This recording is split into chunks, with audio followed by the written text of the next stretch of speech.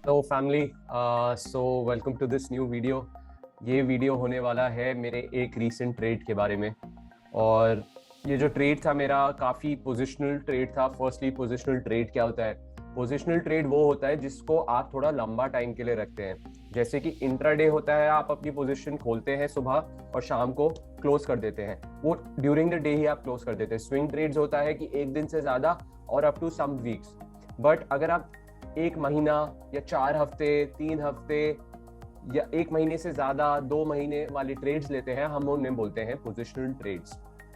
उसमें होता ये भी है कि आपका एम होता है कि आप ज्यादा बड़ा एक गेन कर पाए, तो उसके साथ आप रिस्क भी थोड़ा ज्यादा लेते हैं, क्योंकि आपको अगर गेन ज्यादा चाहिए तो थोड़ा सा एक्स्ट्रा रिस्क भी लेना पड़ता है। अब सबसे पहले ये मैंने ट्रेड लिया था कंसिडरिंग कुछ चीजें जो हम अभी आगे डिस्कस करेंगे वीडियो में। बट फर्स्टली ये ट्रेड था मेरा positional trade from September till October. And guys, please watch the full video, because यहाँ पे मेरा इस ट्रेड में मेरा कोई अपने प्रॉफिट्स या कुछ दिखाने का मोटिव नहीं है। मैं को पर्सनली अगर आप मेरे से पूछे, मेरे को अपने प्रॉफिट्स दिखाना इतना अच्छा लगता नहीं है, बिकॉज मेरे को दूसरों को इन्फ्लुएंस नहीं करना कि ट्रेडिंग में इतना प्रॉफिट होता है। There is a process behind it.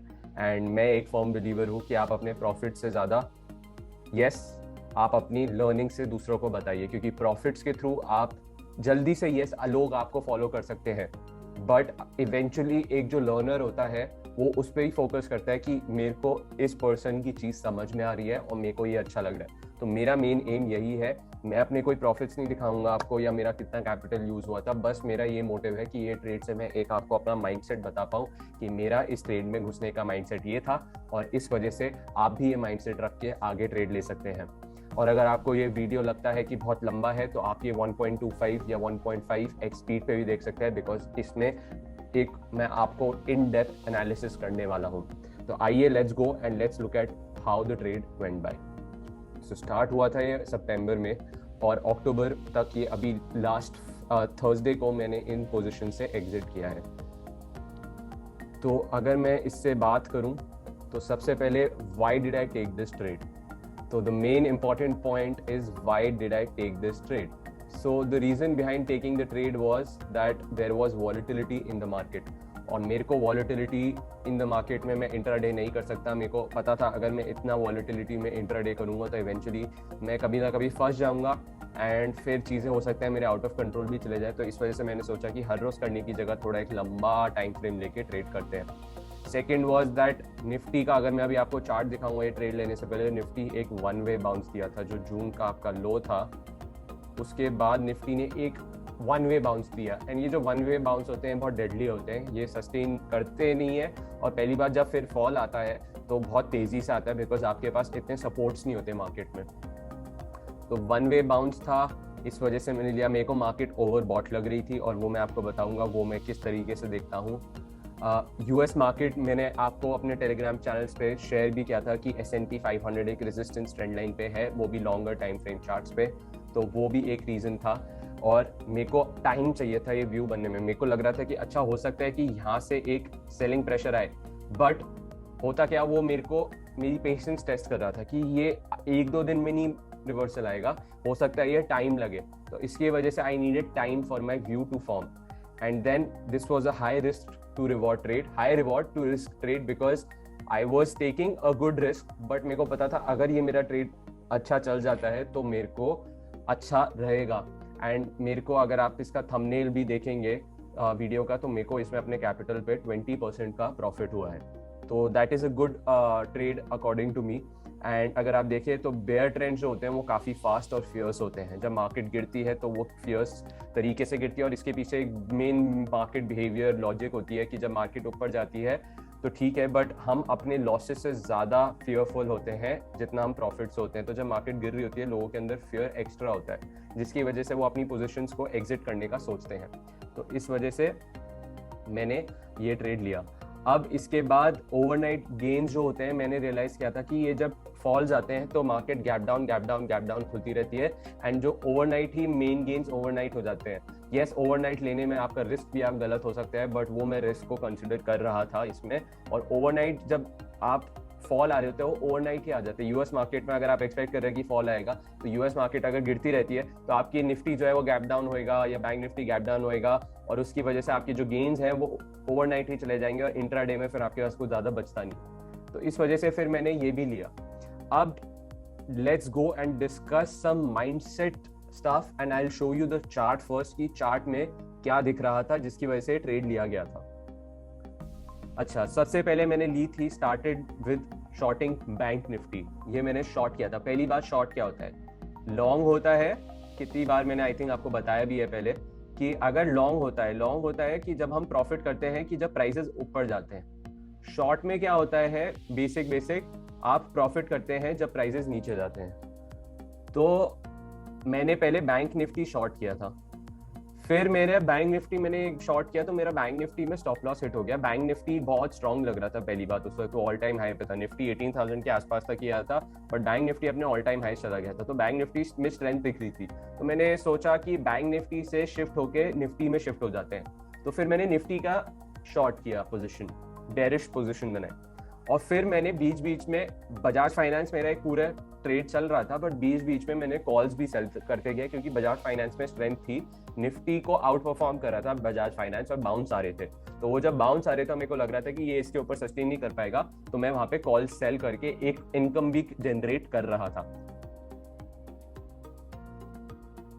अब आइए देखते हैं कि मैंने ये ट्रेड कैसे लिया। फर्स्टली आप देखिए 15, ये जो आपका निफ्टी है वो वन वे बाउंस दिया, ये वन वे बाउंस, फिर एक छोटा सा डिप आया, फिर वापस से बाउंस, और इस टाइम के आसपास बैंक निफ्टी ऑल टाइम हाइस पे था। जब भी बैंक निफ्टी ऑल टाइम हाइस पे था उस वक्त मार्केट में सेंटिमेंट था कि अब मार्केट निफ्टी भी 18,600 जा रहा है, उसके ऊपर जा रहा है, 19,000 जा रहा है। जब भी ऑल टाइम हाई के आसपास होते हैं वैसा यूफोरिया फॉर्म हो जाता है कि अब मार्केट में घुस जाओ, मार्केट ऊपर ही जाती रहेगी। बट हमेशा जो बिग प्लेयर्स होते हैं वो इस टाइम पे अपने प्रॉफिट बुक करते हैं, और अपना जो प्रॉफिट बुक करते हैं उसका जो ऑर्डर्स होते हैं वो अपने भेजते हैं उनको रिटेलर्स को, रिटेलर्स एंटर करते हैं और इंस्टीट्यूशंस एग्जिट करते हैं।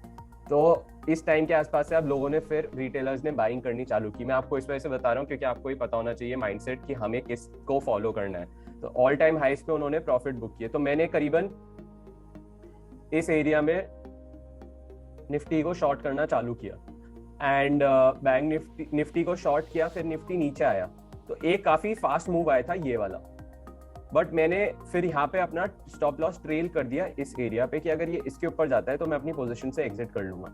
बट ये बाउंस आया और ये जो था ये इसके ऊपर सस्टेन नहीं किया और वापस नीचे आ गया। फिर मैंने इस एरिया में आके वापस जब ये नीचे आया मैंने प्रॉफिट बुक कर लिया, क्योंकि मेरे को यहाँ से लग रहा है कि यहाँ से हो सकता है मार्केट रिवर्सल दे और स्ट्रेंथ आए, और हमें इतना ज़्यादा छेड़ाखानी नहीं करनी चाहिए। जब मार्केट आपको बोल रही है कि अपने प्रॉफिट बुक कर लो तो don't be greedy and let's book profit, वो मैंने सोचा। अब ओवरबॉट की जो मैं बात कर रहा था, मैं इधर देखता हूँ। आप कभी भी अपना डेली चार्ट खोलना, निफ्टी में आप RSI लगाना, RSI इतना हाई लेवल पे जब भी होता है तो ये नीचे आता है, इतना हाई लेवल पे जब भी होता है नीचे आता है। अब ये नीचे तो आ गया, फिर अगली बार ये जब ऊपर गया तो RSI यहीं तक आया, तो दैट मीन्स यहाँ पे एक बेरिश डाइवर्जेंस भी हो रही है। इसे हम बेरिश डाइवर्जेंस बोलते हैं कि आपका प्राइस तो ऊपर है बट आपका RSI का जो लेवल है उन टॉप्स में नीचे है। तो ये तो अगर आप देखें तो ऐसे है और ये नीचे की तरफ है, तो ये बेरिश डाइवर्जेंस एक कॉन्सेप्ट होता है, वो दिखाता है।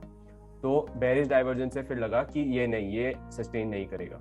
फिर क्योंकि ये सेकेंड टाइम यहाँ तक ही आया, पहले जब ये टॉप बना और फिर ये नीचे आया तो ये 83 के आसपास था, बट ये जब सेकेंड टाइम ऊपर गया और ये जो RSI होता है जो स्ट्रेंथ दिखाता है ट्रेंड की, ये बस 63 पे था। तो दैट मीन्स यहाँ पे एक वीकनेस बन रही है, बेरिशनेस आ सकती है। तो इस वजह से मैंने यहाँ पे शॉर्ट करना चालू कर दिया। और फिर मैंने सोचा कि निफ्टी अगर शॉर्ट कर रहा हूँ तो एक मेरे को फाइनेंशियल्स में बहुत स्ट्रेंथ लग रही थी और बैंकिंग की बहुत ही यूफोरिया था कि बैंक्स बहुत ही अच्छे हैं। तो बैंक निफ्टी और आपके फाइनेंशियल्स में मेरे को लग रहा था कि यहाँ से एक डिप आ सकती है, तो इस वजह से मैंने बजाज फाइनेंस को भी शॉर्ट किया। तो ये थी पोजीशन कि कब एंट्री और एग्जिट ली। अब आइए देखते हैं कि मेनली इस वीडियो का जो एम है कि मैंने लर्निंग्स क्या क्या ली इस ट्रेड से।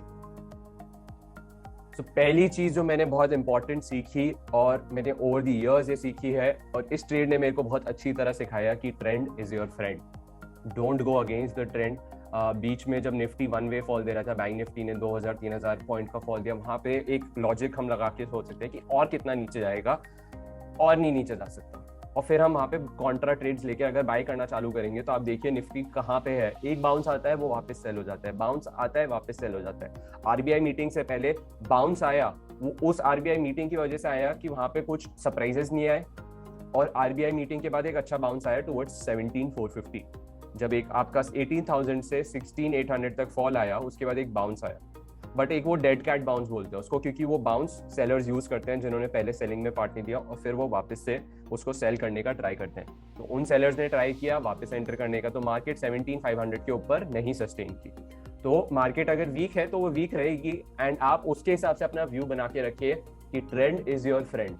आपको पेशेंस टेस्ट करेगी market, but market eventually does catch up, and आप उसी व्यू को फॉर्म करते हुए, उसी व्यू को सपोर्ट करते हुए एक ट्रेड लीजिए और अपना व्यू भी उस हिसाब से बनाइए। ये नहीं कि आप सोच रहे हैं कि आज मैं शॉर्ट कर लेता हूँ, वीक है, कल मार्केट ऊपर चली जाएगी, कल मैं ऊपर ले लूंगा, फिर नीचे, फिर ऊपर, फिर नीचे। आप एक व्यू पे स्टिक करिए, क्योंकि आपको अगर इवेंचुअली लॉन्गर टाइम फ्रेम में मनी बनाना है तो एक व्यू को फॉलो करिए and don't keep on changing that view, in my opinion.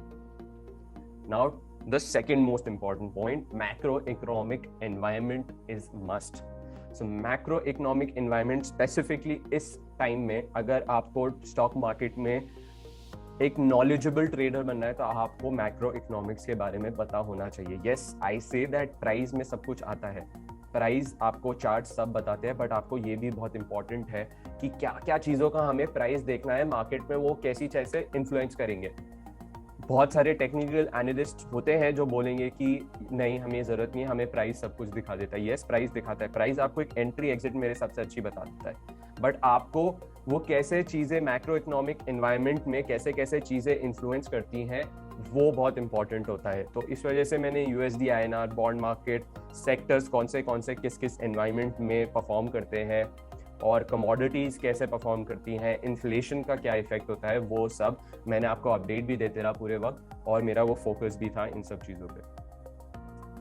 मेरा एक पॉइंट था इस वक्त कि मार्केट में काफ़ी, क्योंकि मार्केट बहुत वॉलेटाइल थी, दोनों साइड के व्यू मिल रहे थे मार्केट में। अगर आप हर जगह कहीं ट्विटर जाते हैं, कहीं टेलीग्राम जाते हैं, किसी व्हाट्सएप ग्रुप जाते हैं, कहीं डिस्कॉर्ड पे जाते हैं, तो आपको हर जगह एक वेरिंग व्यू मिलता रहता, तो आप अपना व्यू फिर फॉलो करने में आपको मुश्किल होता। तो इस वजह से अपना अगर व्यू फॉलो करना होता है तो अपने व्यू के लिए स्टडी करिए एंड दूसरों पर डिपेंड मत रहिए। Cut the noise and follow your trading plan, that is the plain simple language में जो चीज़ है। अपनी चीज़ को अगर फॉलो करना है तो अपने व्यू को एनालाइज करते रहिए, एंड दूसरों के चीज़ों को ऐसे फॉलो मत करिए और अपने आप को कंफ्यूज मत करिए।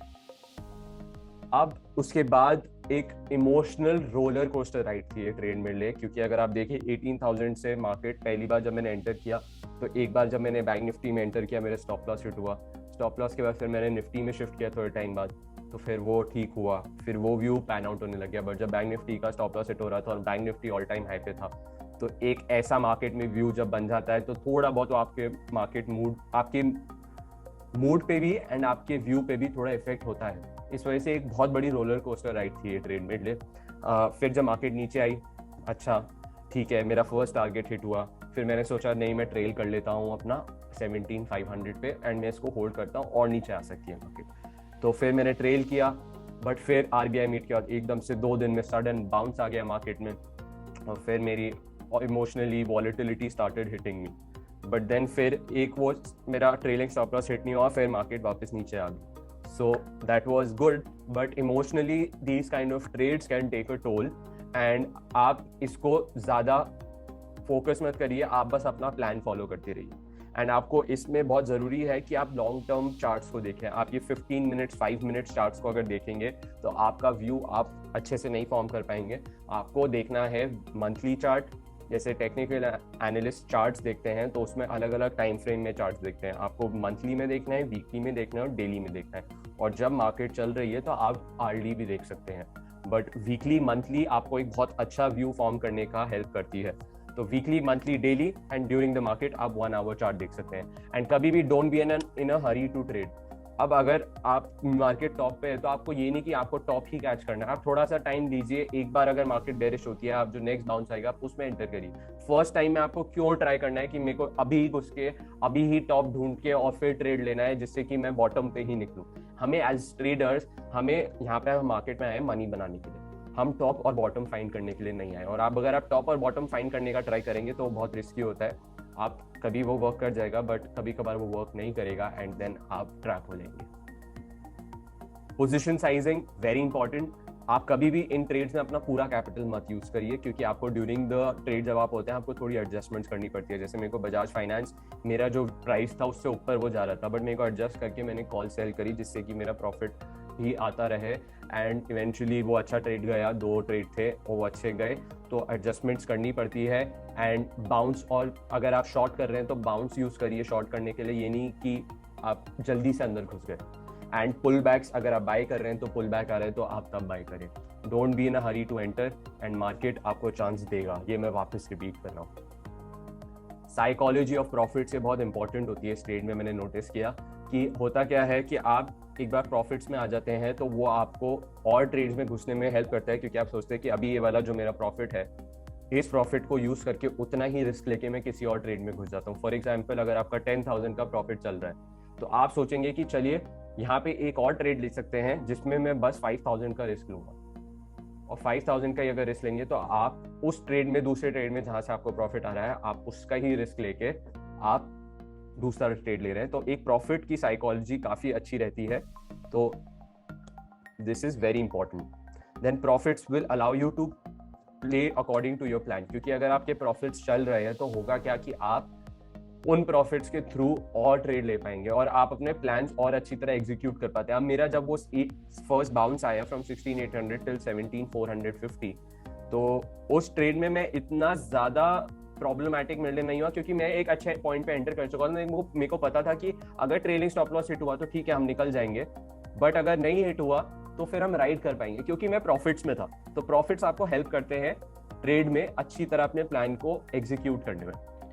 ट्रेल करते रहिए अपने stop loss and ride the winners. Target 1 hit हुआ तो टारगेट 2 के लिए फोकस करिए और अपना ट्रेलिंग स्टॉप लॉस थोड़ा चेंज कर दीजिए। एनालिसिस, जैसे मैंने बताया, वीकली मंथली चार्ट्स में करिए। 5 मिनट्स एंड 15 मिनट्स इतने इंपॉर्टेंट नहीं होते इतने लॉन्ग टर्म ट्रेड्स में। बहुत फेक आउट्स होते हैं, तो हमेशा कंफर्मेशन आने दीजिए अगर वो फेक आउट है या जेन्युइन में ब्रेकआउट है।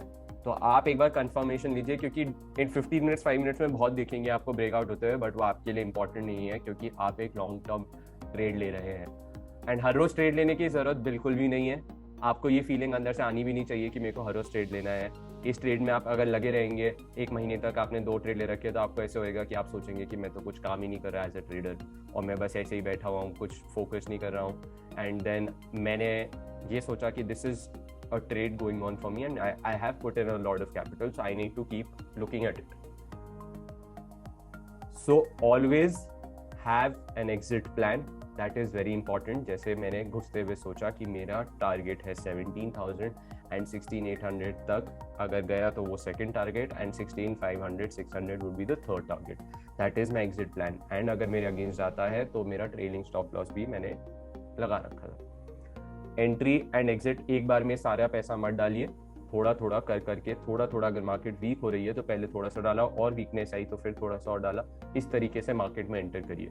इस ट्रेड में मेरे साथ ये भी हुआ कि मेरे को और काफ़ी ज़्यादा प्रॉफिट हो सकता था, बट यही जो मैं रोलर कोस्टर राइड की बात कर रहा था कि यूएस मार्केट में अगर आप देखें तो बहुत ही ज़्यादा अच्छा फॉल आया है, जो मेरी एनालिसिस जिस पे बेस्ड थी। बट अगर मैं यूएस मार्केट में ट्रेड कर रहा होता तो मेरे लिए बहुत अच्छा प्रॉफिटेबल ट्रेड होता, इससे भी ज़्यादा होता। But I am happy what ever I got. And Indian markets में रेजिलियंस है, इंडियन मार्केट्स ने होल्ड करा है, तो इस वजह से मेरा जितना प्रॉफिट हो सकता था उतना नहीं हो पाया। But I am happy with what ever I got. And focus आपको क्या करना है, कुछ आपको ये देखते रहना है कि जो बड़े प्लेयर्स हैं, इंस्टीट्यूशंस हैं, वो कहाँ पे पैसा लगा रहे हैं। That is very important to look at. So keep an eye on where the big money is going and observe your profits. Total मत देखिए, डे टू डे देखिए। जैसे मैं, अगर मेरी एक बार फॉल जब आया 18,000 से 16,800, तो मेरा काफ़ी अच्छा चला, बट मैं उसको ये नहीं देख रहा था मेरा टोटल प्रॉफिट कितना हो गया, मैं डेली देख रहा था कि मेरा डेली प्रॉफिट अच्छा कितना हुआ। अब जब वो 16,800 से 17,500 गया तो फिर मेरा डेली प्रॉफिट्स माइनस में था, माइनस। तो वो मैंने ये करा, ये नहीं देखा कि वो मेरा टोटल प्रॉफिट में देखूँ, वो मैं डेली प्रॉफिट्स देखता था अपना। एंड इवेंचुअली वो जब डेली प्रॉफिट्स फिर देखता रहा तो मेरे को एक व्यू मिलता रहा कि अच्छा अभी मेरे लिए ट्रेड अच्छा चल रहा है, अभी मेरे लिए ट्रेड अच्छा नहीं चल रहा। एंड अगर आप टोटल देखते रहे तो आप लगेगा नहीं सब अच्छा है। जब ऊपर भी आपके अगेंस्ट भी जा रहे हैं तो आप सोचेंगे कि अच्छा है, एंड फिर आप कोई अच्छा प्लान नहीं बनाएंगे सोचने के लिए कि यहाँ से क्या करा जा सकता है।